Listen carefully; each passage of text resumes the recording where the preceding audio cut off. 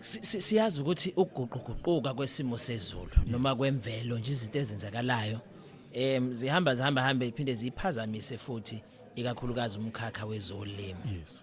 Mhlawumbe iziphi indlela enicabanga ukuthi zingakwazi ukuthi ziselekelele in future ukwazi ukubhekana nezimo ezifanele because njengoba usho nje ukuthi ipopulation iyakhula, idemand iyakhula but abantu abakwenza ubancane. Nansi futhi nendlela yesimo sezulu ayisekho njengakuqala. Kakhulu. Muhle umbuzo Sompisi, into esingayenza eyokuthi ake sibuke ifood system yethu. Uma sibuka ngokukhiqiza, ukusabalalisa nokudla. Uma sobuka nje ukukhiqiza njengoba seshithi bancane abantu abakhiqiza ukudla siyakhula isidingo. 2 ukudla esikudlayo akuvulelekile.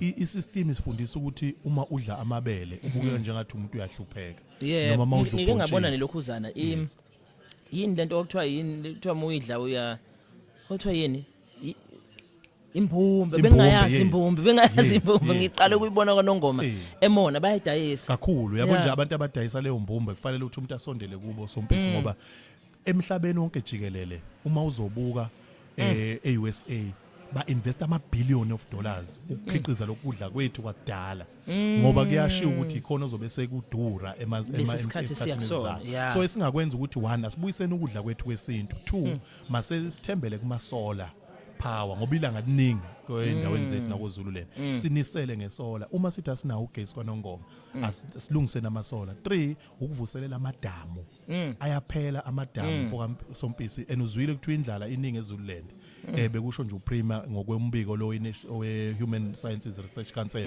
ukuthi iZululand 35% wemizi iZululand ilalingadlile.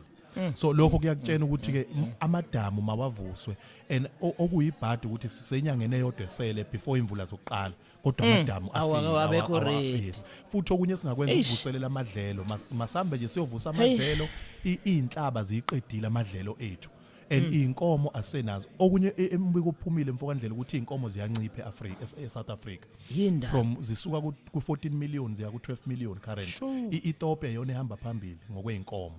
Zidlani lapha eEthiopia? Indawo yakho ivulelekile nokuphathwa kwamadlelo kukhona.